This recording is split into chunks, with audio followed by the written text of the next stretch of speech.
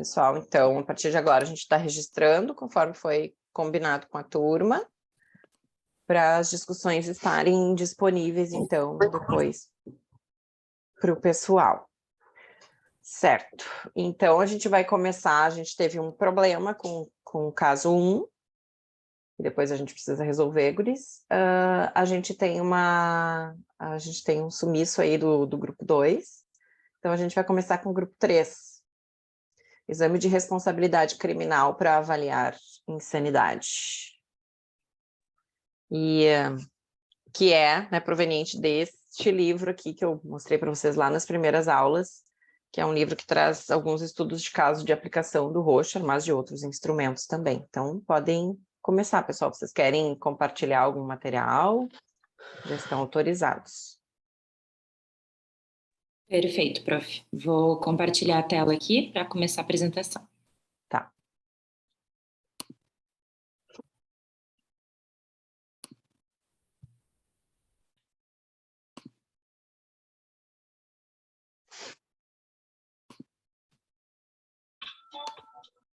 Já está aparecendo para vocês? Sim. Perfeito, tá.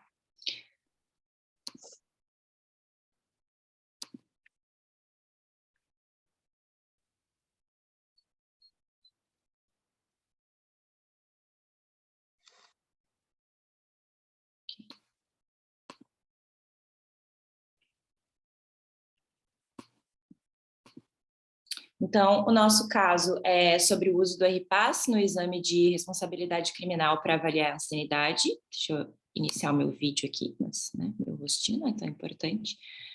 E fizemos eu, Eduarda Fernandes, a Caroline Dias, Isabela Kunzler, o Kenzo Pardal, Maite Von Tobel e o Ricardo. Faltou teu sobrenome, Ricardo. Então, vamos lá. Vamos. O caso do Sr. Jay, que eu vou chamar ele assim carinhosamente, ele foi nascido nos anos 40, não conheceu o pai e a mãe, então contextualizando um pouquinho a história de vida dele, e foi adotado posteriormente. A mãe dele adotiva era prostituta e os pais biológicos dele eram dono de um bordel durante a guerra. Ele tem formação, terminou o colégio, fez faculdade, se formou como professor e começou a lecionar em escolas públicas. Depois, ele acabou tendo 2 filhos e uma, infelizmente, faleceu em um acidente de carro. Nos anos 80, ele teve a primeira acusação de porte de drogas e foi suspenso por 3 meses do trabalho nas escolas onde ele lecionava e foi preso diversas vezes após isso com acusações similares. Posteriormente, ele foi preso e precisou passar 2 anos em liberdade condicional, então ele teve uma pena um pouco mais grave e foi encaminhado para um programa ambulatorial de tratamento para dependentes de drogas. Com 39 anos, ele acabou sendo desligado do cargo de professor, por causa das acusações também, e a mãe dele era traficante de cocaína, o que também faz parte dessa história pregressa e essa relação com drogas. Ele tem esse histórico de dependência com episódios de depressão e o principal do caso, que são os episódios de psicose, que são relacionados ao uso de substâncias ilícitas e foram resultado de várias internações breves. E com essas crises de psicose vem a crença delirante de que ele é filho de Deus e que ele tem, inclusive, uma vigilância constante, um satélite próprio do governo para vigilar os passos dele, saber tudo o que ele faz, a ponto dele, inclusive, deixar a televisão da casa dele, quando desligada, que ele não está utilizando, virada para a parede, para que ninguém pudesse espioná-lo, né? Ele tem os delírios paranoicos e, após o tratamento para dependência, ele parou de usar a cocaína, finalmente, mas ele continuou a traficar, vendendo, né, a substância. Ele chegou a fazer um doutorado em ciências políticas e aí voltou a lecionar.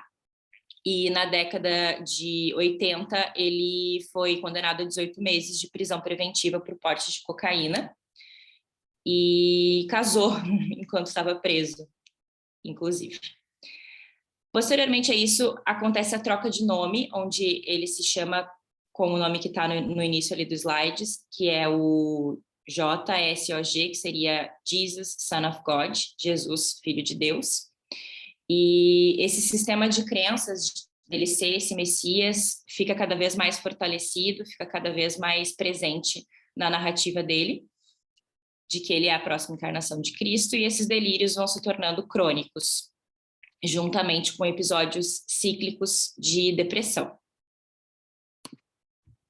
Próximo slide. Certo. Então, a demanda dele se deu por conta desses delírios que ele tinha. Vocês estão me escutando? Sim. Tá. A demanda se deu por conta desses delírios que ele tinha, né, quando ele foi preso, que a defesa dele, então, solicitou um exame mental para comprovar, né, que ele não poderia ser julgado pelos crimes que ele cometeu, pela questão desses delírios que ele tinha, de que como ele era filho de Deus, ele não poderia ser julgado pelo crime de tráfico que ele, né, dado o seu histórico, né, do mental e também o comportamental. Isso. Bom, os procedimentos realizados e a bateria de testes que ele passou foi o SEARS, que seria para avaliar os fingimentos e simulações, essas coisas assim de psicose. O PANS, para avaliar sintomas de esquizofrenia e outros transtornos. O MMPI, que é de funcionamento e personalidade. O RCRAS, que seria de responsabilidade criminal, algo assim. O Rocher, né? Como a gente estudou agora, personalidade e várias funções. E o MCC-ATCA foi passado também. Bom, no SEARS, como era para ver isso das farsas fingimentos, mostrou que ele não estava fingindo, que ele estava sendo consistente e estava relatando uma honestidade, assim. No PANS, mostrou que ele tem uns delírios severos, de grandiosidade, perseguição, e essas coisas, depressão, retardo motor e retraimento emocional. O MMPI identificou uma ideação paranoide e uma alienação social. E o RCRAS, ele mostrou também esses delírios de grandiosidade, percepção, depressão, retardo motor e retraimento emocional também.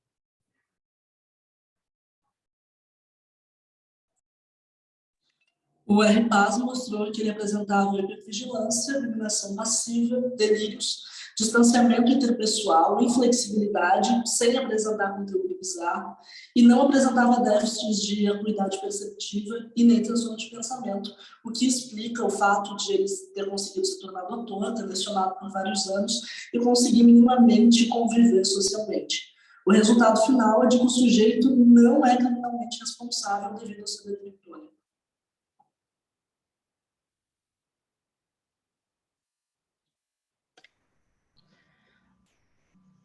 Então, a última, na aplicação do RPAS, né? Essa aplicação durou cerca de 75 minutos. Ele não apresentou dúvidas quanto à aplicação, a forma que ia ser perguntada, as coisas que iam ser trazidas, e ele conseguiu cumprir todas as tarefas propostas no Rocher. E daí agora algumas coisas de apresentação pessoal, né? Então ele era visivelmente alto, bem construído, arrumado, com dreads curtos e óculos. Ele tinha um jeito desconfiado, que faz todo sentido, né, com a história dele. Porém, ele era educado. Ele era evitativo no contato visual. E ele tinha uma conexão articulada, que também vai a favor todo desse doutorado, desse ensino, né, na vida dele. Os movimentos dele eram rígidos, lentos e artificiais.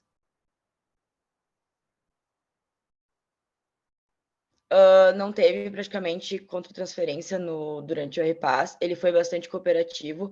Inclusive, ele deu, em alguns casos, 3 respostas, né, o que é bastante.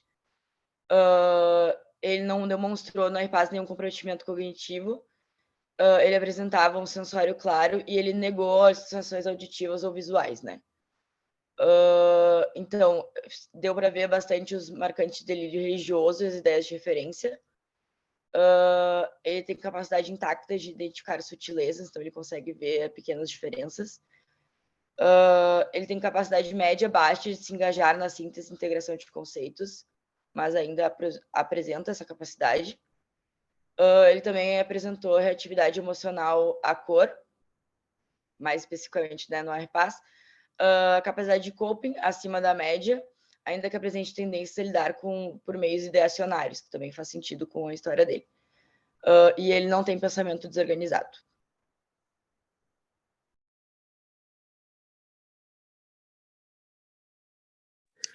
Bom, na questão do domínio, ele apresentou um bom pensamento claro e lógico, né? Como já dito anteriormente, sem indicação notável de pensamento bizarro. Então, ele apresenta um bom convívio social, né? Sua imaginação é reflexiva e fantasiosa. Então, o que explica o fato de ele ter esses delírios, né? Quanto ao domínio de si e dos outros, o processamento de informações é inflexível e o paciente busca o tempo inteiro sinais de ameaça, como além disso, ele vê humanos de maneira fantasiosa, né? E possui muita dificuldade para interagir. As suas representações internas são distorcidas e ele apresenta alienação, vigilância e desconfiança.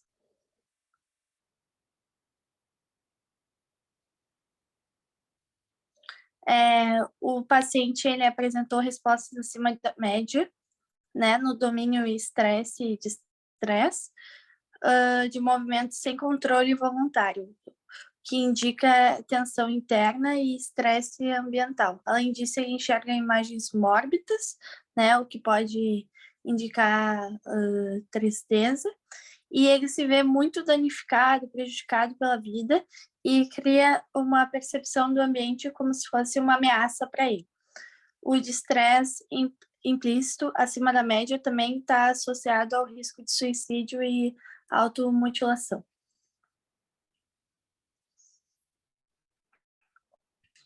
Bom, como conclusão, o resultado do processo de avaliação mostrou que o sujeito tinha condições de identificar que o que ele fez era crime, mas foi considerado inimputável ou inapto, apesar de não estar em delírio quando cometeu os crimes, porque ele não teria noção da ilicitude moral, já que ele se considerava quase uma divindade, imune às consequências do que fazia, e já que ele acreditava genuinamente que a polícia e o governo sabiam tudo o que ele fazia e escolhiam não fazer nada a respeito e não prender ele, porque se eles fizessem isso, todo mundo se curvaria a ele e pararia de obedecer ao governo.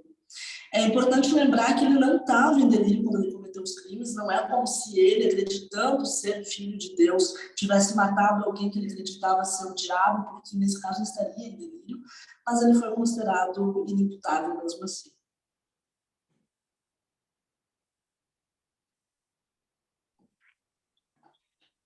Então, como a gente pode ver, o domínio em que ele teve maior prejuízo, né, que ele teve esse desvio do padrão, foi justamente no óculos de si, o que condiz, né, com o histórico dele de acreditar que ele é filho de Deus, que ele está sendo espionado pela polícia com um satélite próprio, com o fato de que ele tem imunidade contra a polícia e contra o governo, né, por conta dessa descendência divina dele, o que torna ele imune a qualquer crime que ele possa vir a cometer. Então, o que a gente deixa como questão para a turma seria se esse sujeito, né, o JSOG, se ele deve ser preso. E aí fica a reflexão para todos. Muito bem. E aí, gente? Olha lá que bonitinhos na biblioteca. Tu gostou, Ciro? A gente fez essa especialmente para ti, prof. Prof, é para mostrar o Comprometimento do grupo. O comprometimento do grupo, e tem um da avaliação, muito bem. Teve um integrante que não falou, todo mundo falou, gente. O Eduardo, deixa eu ver. Quem é aquele Todo mundo moço que falou, tá do lado do Kenzo ali? É que o Lucas, ele tava lá na biblioteca só ajudando, senhora. Ele nem Tá. faz essa cadeira. Ele já fez, no caso, né? Ele estava só dando um help para nós. Ah, tá, achei interessante. Tinha uma pessoa a mais Olha ali. que perceptiva ela, né? Pode ver, Mas senhora, teve comprometimento até de fora do grupo. é verdade, todos falamos, tá? Para a gente dividir os slides bem bonitinho para todo mundo falar. Tá, muito bem, muito comprometidos. Bom, gente, então o grupo ele fez um questionamento, né?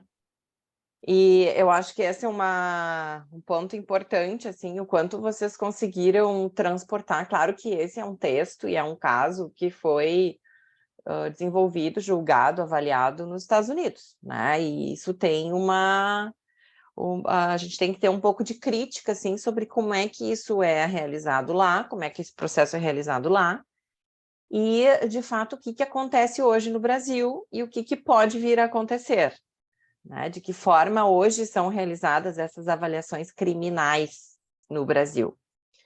Né? Então, eu queria escutar um pouquinho, assim, do que talvez vocês tenham buscado, né, e o que vocês sabem, né? Sempre tem alguém formado em direito que pode enriquecer aí a nossa discussão.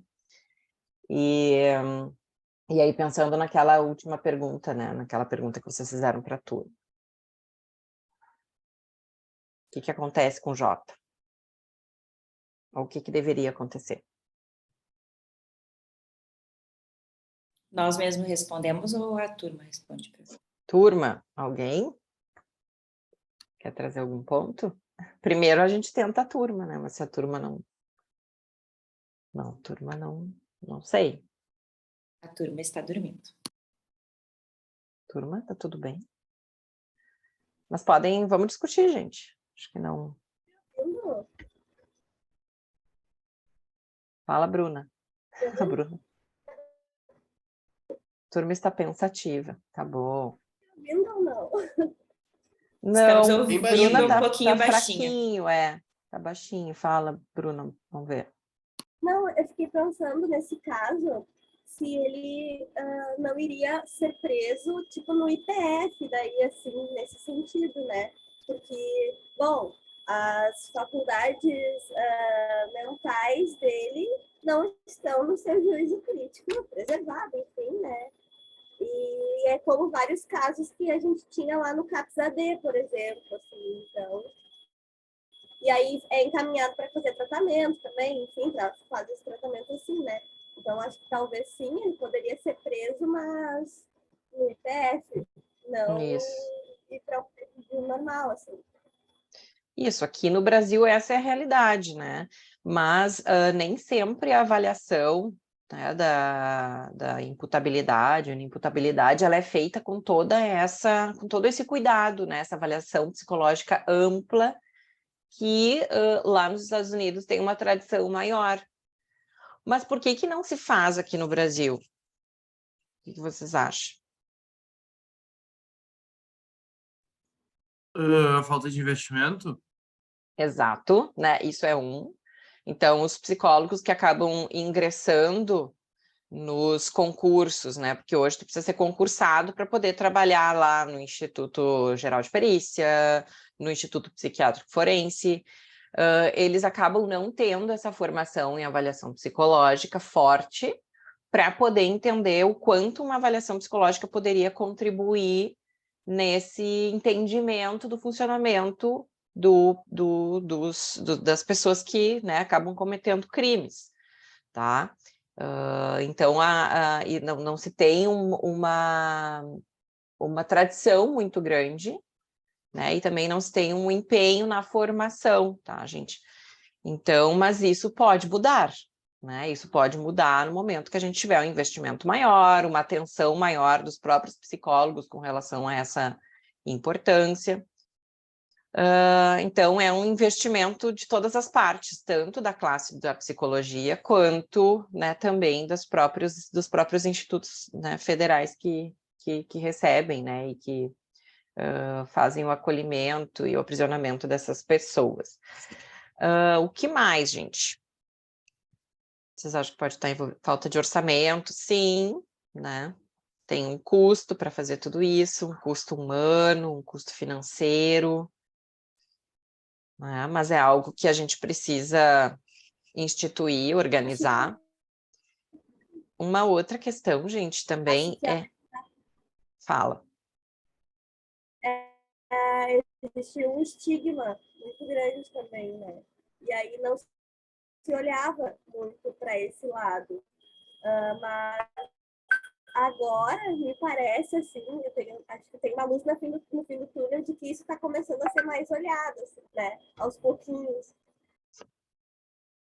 Isso, gente. E um outro fator também que vem pesando, né? Os próprios juízes vêm pedindo, né? Então, muitas vezes a psicologia ela acaba sendo movida, assim, por necessidades de outras classes, né? Então, para nós podermos nos movimentar, parece que tem que ter uma outra exigência, assim, da sociedade, né? Requerendo o nosso trabalho. E os juízes vêm pedindo muito esse tipo de avaliação, né, de imputabilidade e inimputabilidade, ou de insanidade. Né, isso sempre aconteceu, mas né, de uma forma muito mais sutil, assim, e sem o peso dos instrumentos psicológicos, era muito mais baseado em entrevista estruturada ou entrevista não estruturada, avaliação psiquiátrica e não avaliação psicológica. Mas cada vez mais os processos vêm requerendo esse tipo de avaliação psicológica também, complementar, tá? Dentro da avaliação psicossocial maior que deve se fazer para cada ingresso, né, no sistema prisional, tá? E um outro ponto, gente, é a quantidade de gente, tá? Então, hoje a gente tem uma carência, e isso é algo que a gente precisa movimentar e lutar para ampliar. A gente tem pouquíssimos psicólogos que trabalham dentro dessas instituições prisionais, né? E muitas pessoas precisando das avaliações, né? Então, a gente não... É uma conta que não fecha, né? Então, se a gente for fazer um trabalho de avaliação psicológica para cada uma dessas pessoas, não vai ter psicólogo, né? Porque não existe tempo hábil para se fazer um processo assim tão cuidadoso. Mas é algo que a gente pode, né, trabalhar. Muito bem, né? Então a pergunta lá, será que ele vai preso? Tá? Então ele fica internado, né, no Brasil, no Instituto Psiquiátrico Forense, fazendo tratamento, né, com tratamento psicológico, acompanhamento, né, o uso de medicação, provavelmente, né, e né, não cumpre a pena ali no presídio central. Tá? Então, essa é a diferença aqui. Que mais, gente?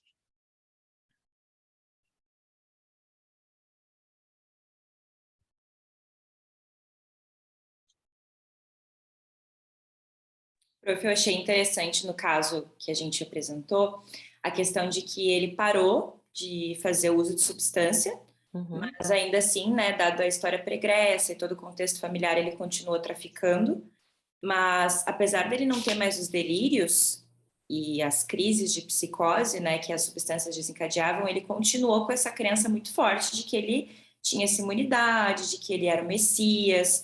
Então, uma vez desencadeada a primeira crise, né, isso não se reverteu mais. Esse quadro, apesar de não ter tido crises muito consistentes e com picos maiores, por ele não estar mais fazendo uso de nenhuma substância, ele ainda continuava com essa crença. O que caracteriza o transtorno paranoide, né? Ficou definido no final.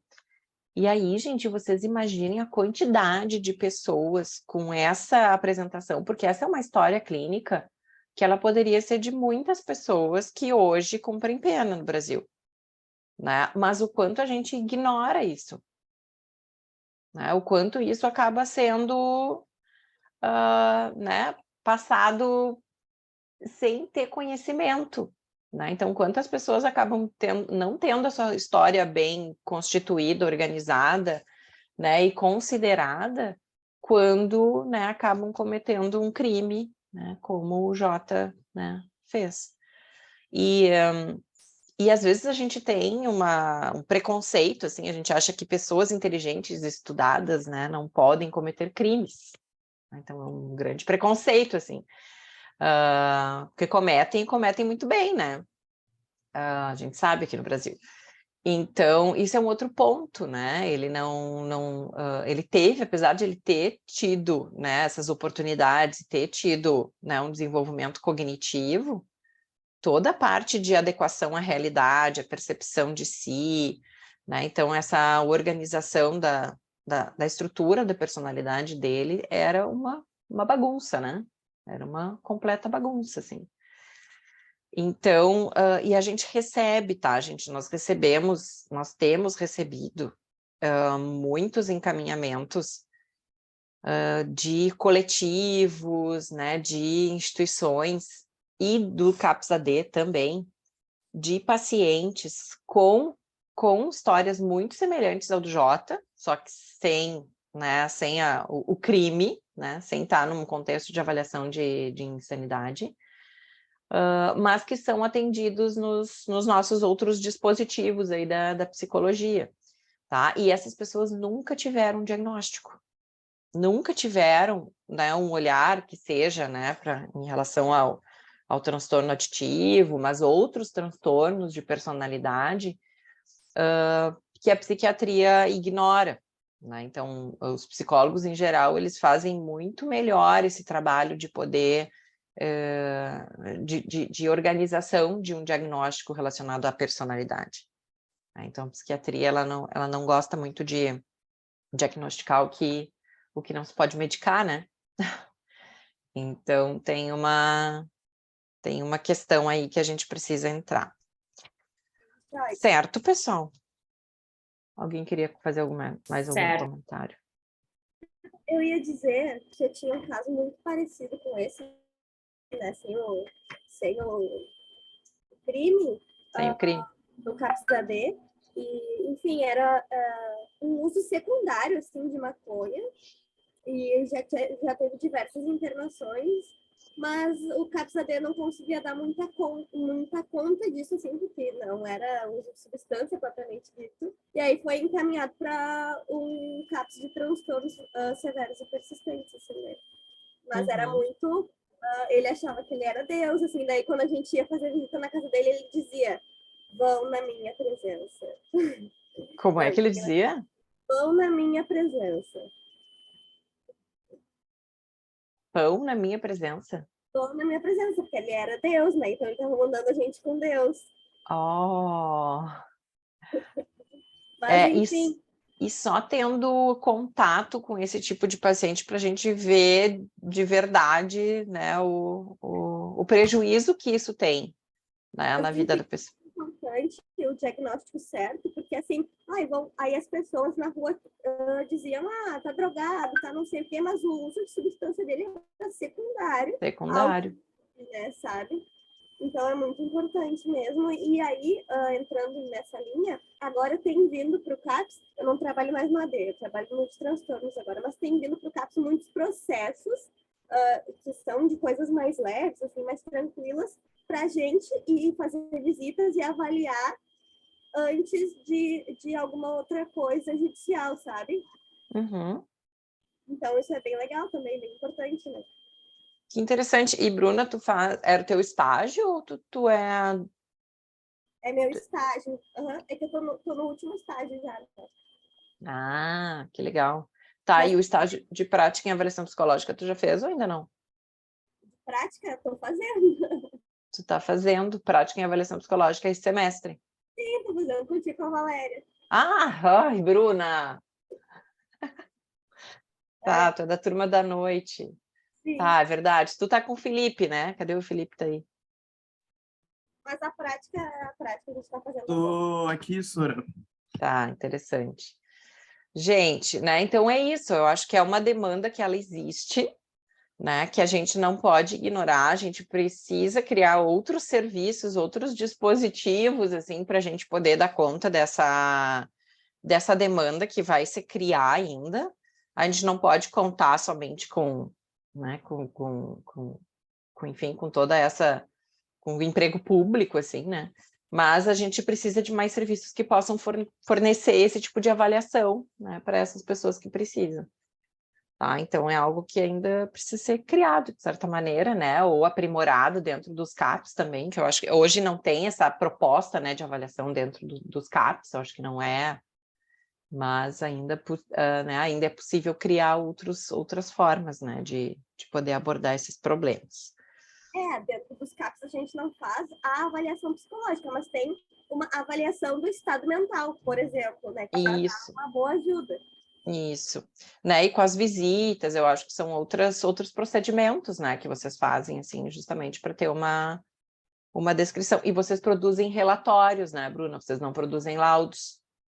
Mas eu quis dizer, assim, com isso, do olhar judiciário agora já, que já vem o processo antes para o CAPS, né? Primeiro, então, eles já estão tendo esse olhar sobre alguns possíveis transtornos e tratando de forma diferente, sabe? Que bom, né? Acho que bom, acho que quanto mais a gente conseguir né, ser preciso nessa avaliação e nessa descrição das pessoas, a gente consegue também ser mais justo, né? E no tipo de penalidade, né, que a pessoa vai precisar cumprir, tá? E no tipo de tratamento que ela também vai precisar. É mais justo, né? Muito bem, gente. Tá? Acho que podemos finalizar, então. Parabéns, grupo. Obrigada, prof.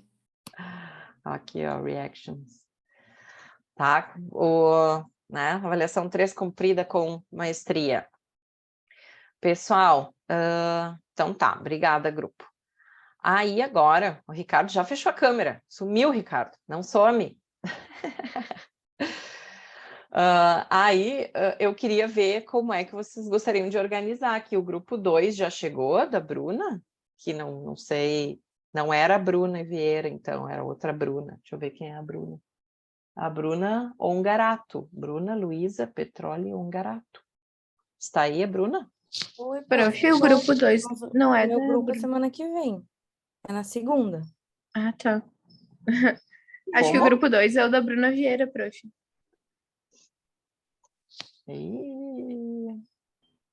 O Bruno. grupo da Bruna Ongarato é o meu, prof, da Paola, que é só segunda-feira. Tá, então é da Bruna nosso Vieira. Bruna, tá aí o teu grupo? O nosso, eu acredito que tá todo mundo aqui. Sim. Tá legal. Então a gente pode apresentar, podemos começar? Sim. Que é o segundo caso ali, o pré-adolescente de 11 anos com queixas cognitivas e emocionais, do outro livrinho, que é esse aqui, né, dos casos clínicos brasileiro, daí são casos brasileiros. Então podem começar, pessoal. Vocês estão liberados para compartilhar aí material. Mostrem os rostinhos para a prof. Tá, peraí que eu vou compartilhar a tela. Tá.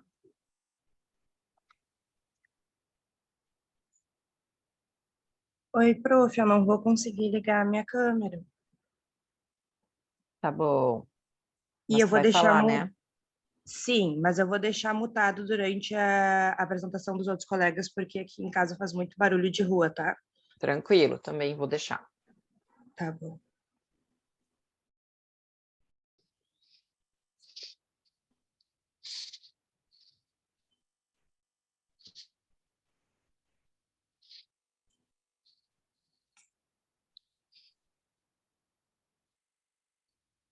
Estão vendo a minha tela? Tá aparecendo. Tá no último slide.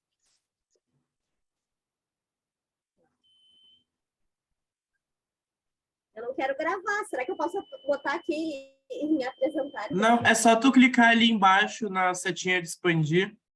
Aí. Aí.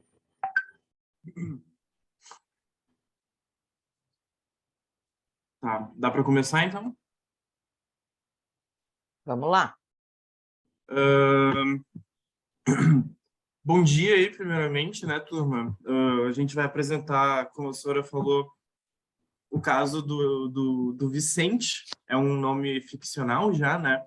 Ele tem aí 11 anos de idade e uma classe socioeconômica respondente a 2 salários mínimos, a renda bruta familiar, assim, mais ou menos, né? Ele mora com o pai e os avós, e eventualmente a gente vai ver um pouquinho o porquê disso, né? Acho que tu pode passar o slide aí, Bruna. O capítulo fala que a avaliação foi feita num serviço escola, não foi falado em qual serviço escola exatamente, né? Mas foi feito num serviço escola, o que trouxe a possibilidade de fazer uma bateria de testes um pouco mais extensa, vamos dizer assim, né? Foi aplicado uma hora do jogo não estruturada, um HTP, o Roxa, o CAT-H, o desenho da família, né, o ASE, o BPA, e associado a isso algumas entrevistas, tanto com os avós quanto com os pais, que são as principais figuras de cuidado dele. Pode ir. Bom, então, as principais características do caso, o Vicente é um menino de 11 anos, ele tá no 5º ano. Vocês estão me escutando? Sim. Tá. Ele tá no 5º ano do ensino fundamental. Ele é uma criança que foi adotada aos 5 meses de idade pelo casal Márcia e Guilherme, principalmente pela vontade da Márcia, né? O seu desenvolvimento ocorreu normalmente, dentro do período esperado, e quando ele tinha 4 anos, os pais se separaram, e ele perdeu contato com a mãe, assim, tendo voltado recentemente a ter algum tipo de contato com ela. Ele diz sentir saudade dela. Também ele se mostra dependente de outros adultos para realizar tarefas domésticas e na escola também. Ele demanda de muita atenção e muito estímulo da professora, assim, ele é muito disperso e aparecem sinais de ansiedade e agressividade com outros, principalmente com crianças, no ambiente escolar e com a prima dele de 2 anos, pelo que é relatado na anamnese. Ele foi encaminhado para avaliação pelo psiquiatra em função do aumento do comportamento agressivo e da ansiedade, né? Ele já fez uso de medicamentos como imipramina e cloridrato de duloxetina. Os dois são para quadros depressivos. Pô, Pode passar, Bruno.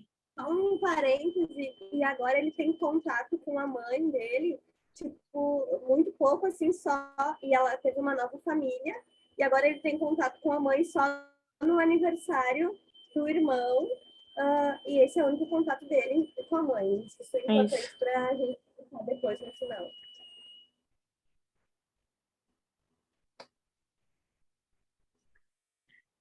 A demanda da avaliação, então, como eu estava falando, ele foi encaminhado pelo psiquiatra pela dificuldade de aprendizagem e desatenção. Essas são as principais queixas, além da ansiedade e da agressividade, né? Também aparecem sintomas de tristeza, inquietação e o comportamento opositor. Na entrevista de anamnese também, que eu acho que dá para entrar aqui na demanda de avaliação, também é relatado que ele demonstra agressividade com animais.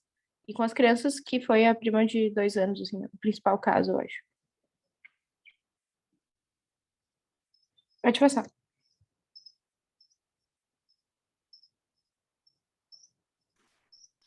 A gente consegue me ouvir bem?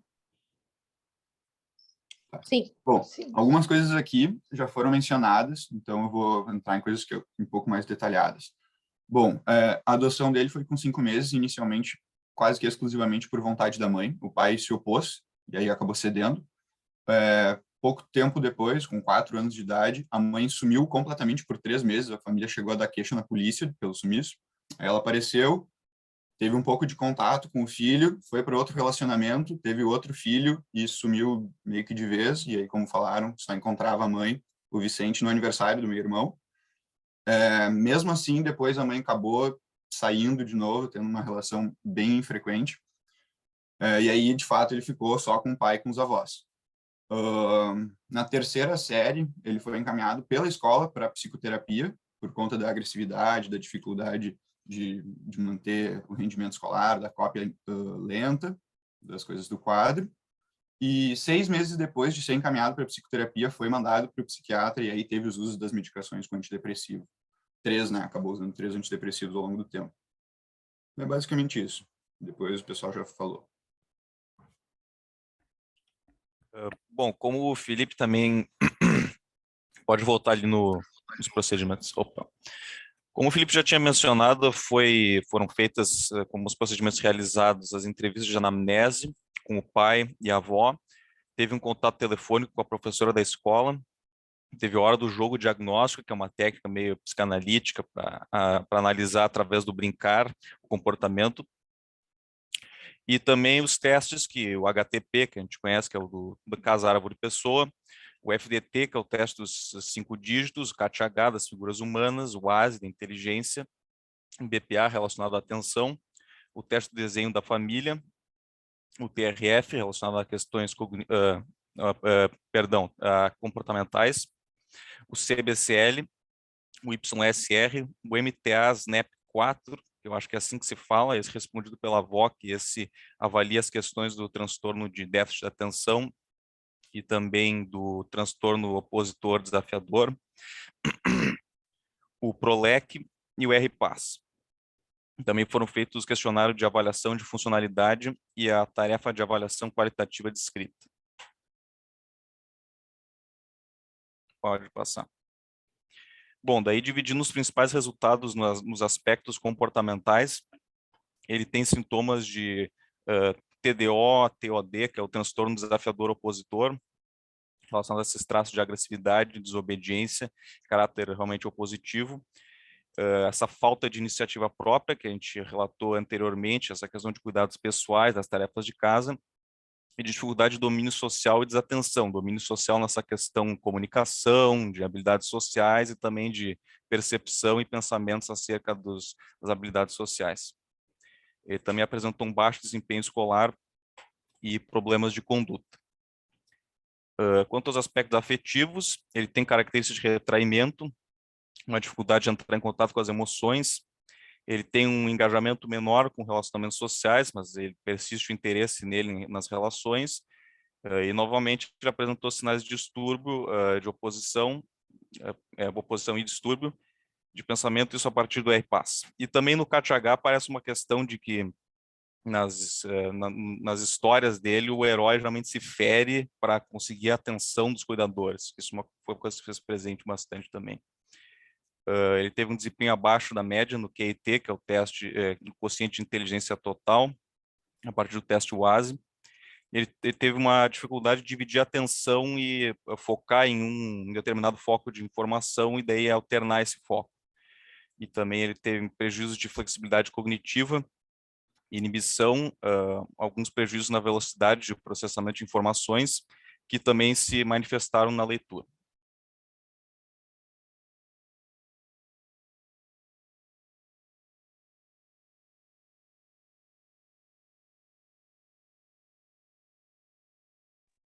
Bruna, eu acho que você está falando mutada. Tá com o telefone. É isso, tá com o microfone. Então, foi possível vocês perceberem que ele fez uma gama ampla de testes, né? E por conta de que foi num serviço escola. E aí, a partir desses testes, a gente conseguiu perceber que o Vicente se sentia sozinho, tanto no ambiente familiar quanto no ambiente escolar, e que ele fazia sempre esse esforço para que ele pudesse ser olhado, foram os resultados dos testes, né, para que ele pudesse ser olhado principalmente pelas figuras de cuidado, como a professora. Ele não realizava nenhuma atividade se ele não estivesse do lado da professora com total atenção, né? Ele precisava de ajuda para servir o prato de comida, para comer também. Então, ele precisava dessa atenção maior sempre para que essa atenção de cuidado, essa atenção exclusiva para ele. Também foi possível avaliar um certo nível de desatenção, como vocês viram no teste, mas não foi fechado nenhum diagnóstico para TDAH, por conta de muitas questões afetivas que apareceram na história de vida, né? E aí, neste momento do teste, como ele tem 11 anos, foi apostado, então, pelas pessoas que fizeram essa bateria de testes, que ele fosse encaminhado para psicoterapia, né? Aí, depois de 1 ano do começo da psicoterapia, que ele pudesse voltar para fazer uma reavaliação psicológica, que ele também começasse a frequentar o reforço escolar da escola, da pedagoga, né, para que ele pudesse desenvolver melhor essas atividades e que ele fosse encaminhado para o serviço de convivência e fortalecimento de vínculos do município dele.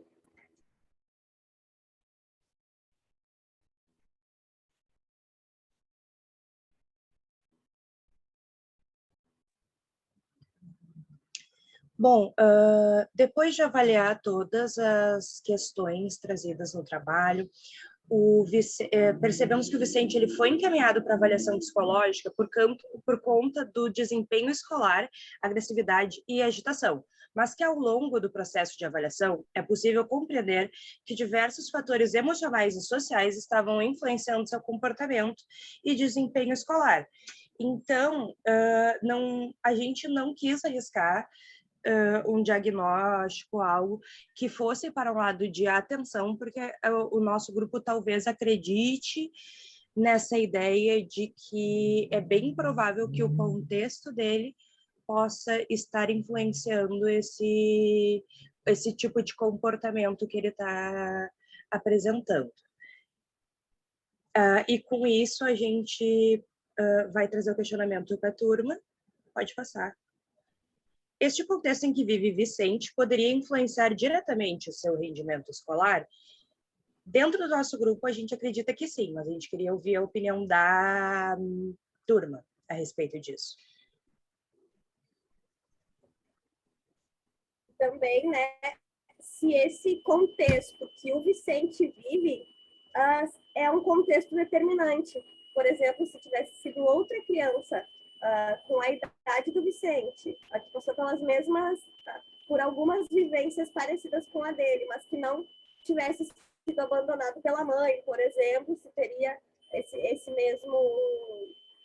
mesma realidade nesse momento, assim, o que vocês acham desses determinantes que apareceram ao longo da história de vida do Vicente, né? E por isso que a potência da psicoterapia individual a longo prazo, principalmente porque ele tinha uma ótima capacidade de insight, né? O que fala sobre as faculdades cognitivas dele estarem, né, ok para esses insights, e que foi possível avaliar também com os testes cognitivos.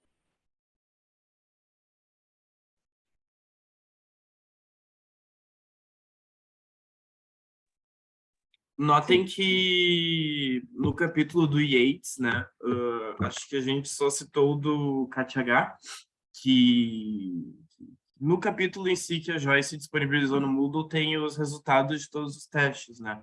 Mas se a gente for pegar e ler um pouquinho, facilmente dá para notar que o resultado de todos os testes apontaram para questões de regressão, retraimento, né? No HTP, o que mais entrou foi retraimento e impulsividade. No desenho da família, ele desenhou separado, né? Ele se desenhou separado e não desenhou a mãe também. No RPAS teve até baixo teste de realidade, assim, ele teve uma outra questão do psicótico, assim, né? E a questão desse serviço de fortalecimento de vínculos, eu acho que foi uma questão bem importante, porque justamente uma outra coisa que apareceu bastante no resultado de testes deles foi o menor engajamento nesses relacionamentos sociais, porém a presença da vontade, né? Então, dentro dessa grande confusão, dessa grande inadequação que ele está tendo, né, em frente à escola, aos colegas, ao seu modelo familiar, talvez essa linha de tratamentos se prove muito efetiva com o tempo.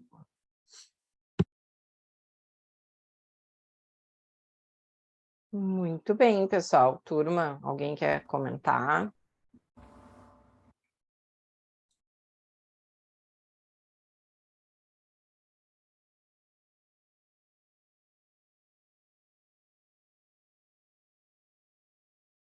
Cri, cri.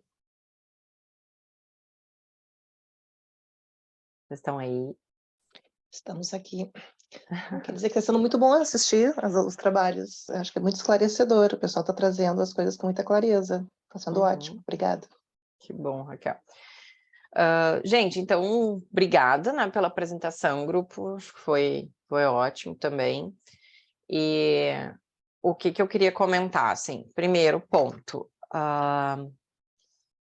O RPAS, ele foi aplicado nesse caso, mas é um menino de 11 anos. E como a gente viu, o RPAS ele não está ainda, né, disponível para toda essa faixa etária, né, de 16 anos para baixo, tá?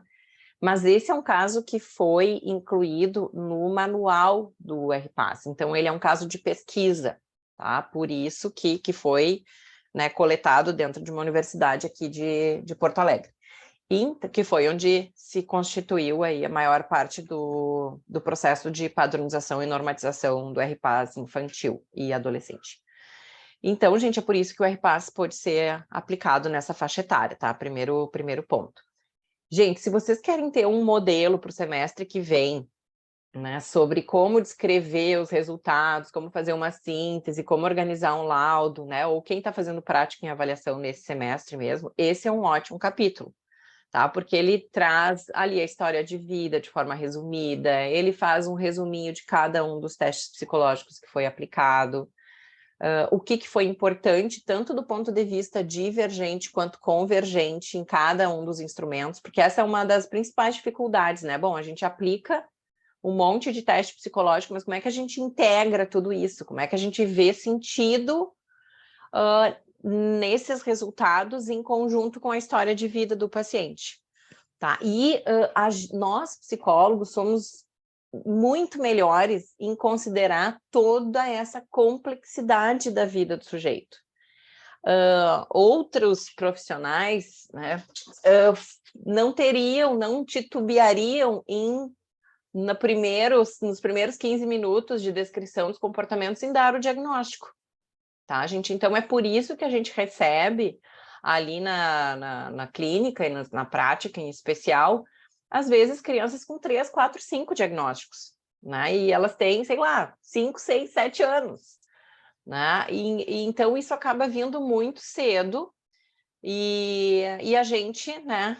O nosso trabalho é justamente contribuir no entendimento de todos esses determinantes. Será que aquilo, né, é uma resposta àquele ambiente difícil? É uma resposta a toda aquela vulnerabilidade que ele está vivendo? Não que isso retire ou minimize o diagnóstico, tá, gente? Muitas vezes a gente reforça, né? Mas antes que isso seja dado, né, é importante a gente poder olhar para toda essa história, né, do desenvolvimento e todas essas... né, essas formas de reação e essas formas de coping, né, estratégias de coping que o paciente acabou tendo que desenvolver ao longo do tempo para poder lidar com aquelas dificuldades que ele vem passando. Tá? Então, em relação à pergunta ali, gente, vocês acham, já te passo a palavra, tá, Otto? Vocês acham que poderia influenciar diretamente no rendimento escolar, todo esse contexto? Só fazendo um parênteses, como Fala, Bruno. é tão legal ver que esse encaminhamento foi do psiquiatra e que ele não pensou em primeiro medicalizar todos esses sintomas, né? E pensou nessa questão toda. Então, quando eu fazia estágio no CAPS infantil, esse contexto da realidade do Vicente, nossa, ele aparecia muito no CAPS infantil. Tudo que fazia em função quer dizer, vários atravessamentos, assim, não ter técnico, enfim, era medicalizar todos esses sintomas, assim. E aí, quando era um olhar do psico ou, enfim, do assistente social, era um olhar mais integrativo de todo o contexto, de toda a realidade, né? Então, essa questão do psiquiatra encaminhar para avaliação me chamou muito a atenção. Ótimo, também, né? Assim. E isso é cada vez mais comum. Por quê, gente? Claro que na organização dos trabalhos, né, de cada um, do espaço de cada um, a avaliação psicológica ela tem um lugar muito constituído, assim, né? Então, de que a gente vai olhar para essa família, no mínimo, né, 6 encontros, 10 encontros. Então, esse alerta, né, esse auxílio que a classe médica acaba pedindo, assim, para a psicologia, ela é muito importante, muito interessante, né? E isso sim tem aumentado, né? Eu acho que esse cuidado, ele tem aumentado. Que bom, né? Eu acho que também a gente vem percebendo isso cada vez mais, assim, nessa cautela, assim, no diagnóstico e na medicalização, e, né, deixar que isso de fato aconteça quando é necessário, né? Quando realmente se percebe a longo prazo esse tipo de comportamento e apresentação, né, de prejuízos, né? E é justamente isso que a gente acaba brigando muito, que é esse deslincamento, assim, descolação, sei lá que palavra descolamento, usar, desse modelo médico centrado para um modelo biopsicossocial, assim, né? Então, assim, show de bola esse capítulo. Recomendo que todos leiam. Recomendo, né? Recomendo. Bem, pode ser o capítulo de base da prática, para a gente começar as discussões. Otto, tu levantou a mão e sumiu agora. Tudo bem? Tá me Oi, ouvindo? tudo bom? Estamos. Não, duas questões que eu queria ver contigo. Primeiro, no caso desse menino ter 11 anos, não seria mais recomendável fazer um teste projetivo das pirâmides de Pfister do que fazer o RPAS? Poderia ter sido utilizado, tá? Poderia. Eles não realizaram, porque justamente ele entrou para a pesquisa. Para a pesquisa do RPAS, tá? Ele entrou, ele é um dos estudos de caso que foi para o manual. E a Andrea, que é a última autora ali, Andrea Mello de Almeida Schneider, é a pesquisadora que estava trabalhando com o RPAS. Então, foi uma escolha mais, assim, estratégica para a pesquisa mesmo, mas poderia ter sido utilizado o Pfister. Eles também utilizaram o HTP, né, que é um outro instrumento projetivo, também fizeram ali o teste do desenho da família, que é uma técnica, não é um teste psicológico, mas pode ser utilizado também. Sim, mas a minha seguinte, com relação à validação do RPAS, por ele não ser indicado para 11 anos, teria mesmo a efetividade que, ao invés de tivesse usado o termo de Pfister? Não há um tipo de variação nesse caso? Pode ocorrer do teste? Não, o que acontece? Ele foi aplicado, o RPAS foi aplicado porque justamente esse caso entrou no processo de validação do instrumento para essa faixa etária. Para a gente poder ter normas para essa faixa etária, a gente precisa pesquisar essa faixa etária. Sim. Né? Então, é por isso que ele está ali, é por isso que ele entrou dentro das técnicas utilizadas. Tá? Então, foi para poder ter dados dentro, né, com essa população. Esse é o propósito, só para vocês entenderem. Foi o que eu comentei assim no início, mas talvez não tenha ficado claro. Acho que essa é a ideia, né? Para a gente poder ter dados com essa população, a gente precisa estudar essa população. E é por isso que a autora ali, que é a pesquisadora que estava trabalhando com a RPAS em crianças e adolescentes, optou por utilizar o RPAS. E ela poderia ter utilizado também o Pfister, né? Mas olha a quantidade de técnicas na página 108 ali, eles já tinham utilizado, né, em 10 encontros ali, 20 técnicas diferentes, né? Então foi bem... Pergunta, normalmente não tem que se avaliar bem a questão de orçamento, porque, claro, quanto mais testes é melhor, mas nem sempre se tem disponibilidade financeira para aplicar uma gama muito grande de testes, né? Isso aí, essa relação custo-benefício também não tem que ser avaliada antes de se aplicar uma série. Tá, uma ótima pergunta, tá? Isso é um ponto que eu acho que o grupo ele pontuou no início, ali, acho que o Felipe falou, né? Esse caso é um caso que ele foi avaliado dentro de um contexto de serviço escola, né? Então, por isso que acaba tendo essa grande quantidade de técnicas, porque vocês estão aprendendo e é interessante que vocês apliquem, né? Mas para poder ter essa experiência. Dentro do contexto clínico, a gente faria, né? Clínico privado, a gente faria, sim, uma seleção, né, das melhores técnicas e, em geral, a gente toma essa decisão em supervisão, né? Conversa com colegas ali e a gente direciona, né? Faz essa organização da bateria de acordo com as perguntas ali, com a demanda, né?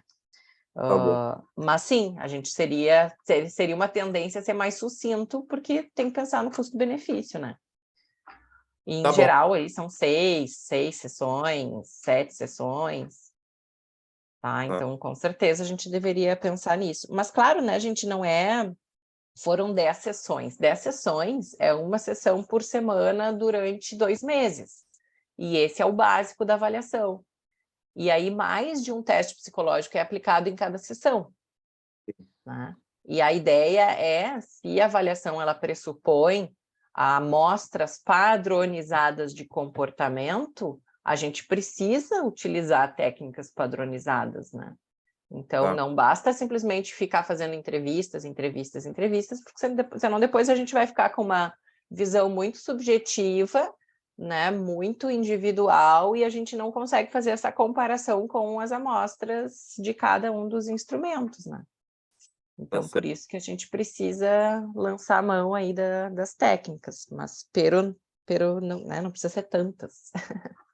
Tá bom. Só mais uma coisa, Joyce, eu estou saindo porque justamente eu vou fazer uma seleção de estágio na área de avaliação agora, tá? Opa, onde? Oi, na Pluralità. Opa, que legal. Conhece? Não conheço. Antiga Gabriele em Psicologia. Agora mudou de nome. Ah, Gabriele? Não é mais Gabriele, é Pluralità, um nome difícil de falar. Tá bem. Indo aí, só me dá a minha presença, por gentileza, tá bom? Tá, tu coloca ali no chat para nós, pode ser? Tá bom, obrigado. Tá bom. Então tá, grupo, muito obrigada pela apresentação, deu tudo certo? Todo mundo falou o que queria falar? Sim? Acho que sim, acho que foi. Tá, show de bola. Tranquilo. Então vamos, acho que a Bruna tá compartilhando, né? A tela aqui com a gente. Acho que dá para parar aqui, ok. Então tá, gente, o que eu vou fazer? Eu vou ver o que a gente faz com esse primeiro caso ali, se não tem ninguém na turma que ficou sem apresentação, sem caso, para a gente poder pelo menos discutir ou fazer uns highlights, porque eu acho que é importante essa primeira etapa, é uma etapa que, né, da etapa pré-escolar, é uma etapa bem presente, assim, na prática em avaliação. Ô, Sora. Oi, fala, Gabriel. Eu e a Débora acabamos ficando sem grupo, uma confusão, e eu ia te perguntar se a gente não pode fazer esse caso 1 aí. Ai, pode ser, Gabriel. Então tá. Para que dia tu quer que a gente faça? Pode ser para o último dia, para o dia 26. Tá, eu vou anotar aqui e avisar ela, então. O que vocês acham? Pode ser? Porque o próximo já é segunda-feira presencial daí. Então tá. Perfeito. Vai ser tu e quem, Gabriel? A Débora Rain. E Débora. Ah, que ótimo. Tudo se encaixa. Tá bom, gente. Então eu vou fazer aqui a chamada rapidinho. Eu vou compartilhar com vocês o QR Code. Peraí. Prof, eu só queria saber o roteiro, aonde é pra gente postar, não tem controle. Eu não abri ali uma ferramenta para vocês colocarem as... Eu abro ali. Não sei se eu que não tô encontrando ou se... Tá, eu dou uma olhadinha ali. Também não encontrei. Tava olhando isso agora também. Então acho que não tem... Tá, então eu abro para vocês. Tá bem. Vejam se funciona aí. Este QR Code. Oh, meu Deus. Prof, o Kenzo, caiu a internet dele, tá? Mas ele estava aqui, ele apresentou tudo, só pediu para... Tem que tirar um pouquinho o zoom do QR, eu acho. Tá com a parte de cima cortada. Vejam se funciona aí.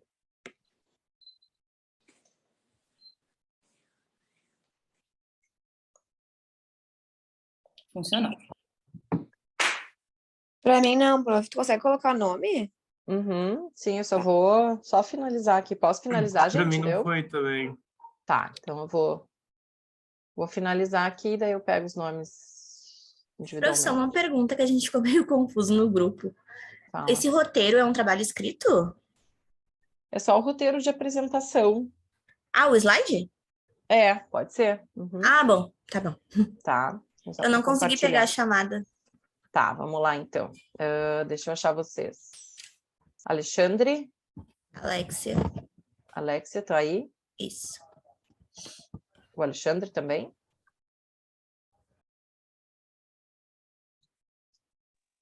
Betina tá aí? Ou estava?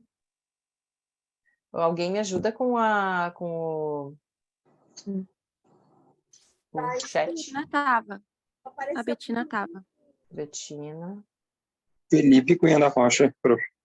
Felipe Cunha da Rocha. A Sora, Clara. eu acho mais fácil fazer na ordem da chamada, assim, que nem como se fosse em aula. É. Mas daí vocês me ajudam? Bom, então tá. Sim. Brenda.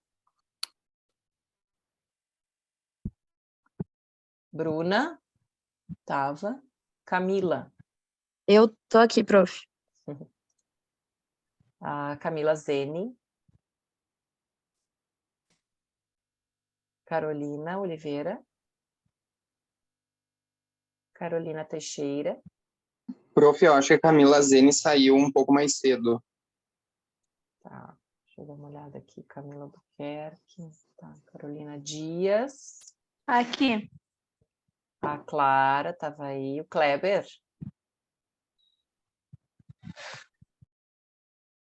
Dario.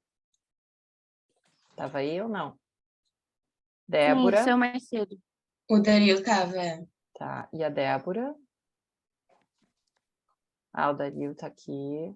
Paula Cavalcante. A Emanuele. Manoel teve que sair mais cedo também. O E o Everton. Kenzo também. Ah, não é Fênix, desculpa. Já tô chegando. O Everton. Fábio, tô aqui. Tá.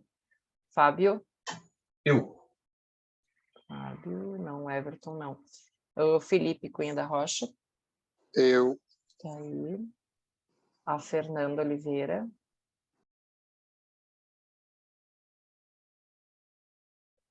Gustavo, tava aí. Helena. A Isabela tava. A Juliana. Kenzo tava aí. A Lívia. A Lívia de Oliveira precisou sair mais cedo, ali no chat. Tá. A Luísa tá aí, ela apresentou aqui. comigo no grupo. E eu sou o Luiz Felipe. Tá. A Luísa Kramer. Oi. É a outra Luísa. Tá aí a Luísa Kramer. A Mainá. Maria Eduarda. Matheus. Matheus tá aqui. Micaela. Micaela aqui, Sora. Micaela Zambon tá aqui. Micaela Machado. Estela. A Mônica estava aí. Natália. Eu. Natália Severo. Isso. E a Cerati. O Otto. Paloma. Eu trocou ali a Natália Severo. Eu tô aqui. Ah, desculpa. Nada. Paula. Paula disse que estava. Tô aqui. Isso. Paula. Tô aqui, Sora. Cardo estava. Sofia. Estela estava. Suinara. Tatiana. O Wagner estava. Qual tá aí? A Tati saiu mais cedo também, Sora. Qual delas? A Bobatua. Tá. A Bessaui. Saber tá Oi, aí? Sora. Eu sou a Fernanda, eu não consegui ligar o áudio antes. Fernanda Oliveira, tá. Victoria, então, não, né? Sim, tô aqui. Ferraz? Ah, Uhum. tá. Ah, sim, apresentou, inclusive, tá. Deixa eu subir lá, Fernanda Oliveira, isso. Tá bom. Acho que é isso, né, gente? Perfeito. Então, tá. Deixa eu parar aqui de compartilhar. Oi. Gente, então tá, nós nos encontramos na segunda-feira, a gente dá continuidade daí às apresentações. E bom final de semana. Se cuidem. Bom final de semana, obrigado. Bom final de semana, Sora. Obrigada, Tá prof. bom. Você também. Professora, bom final de semana. Tchau, tchau. Tchau, prof. Tchau.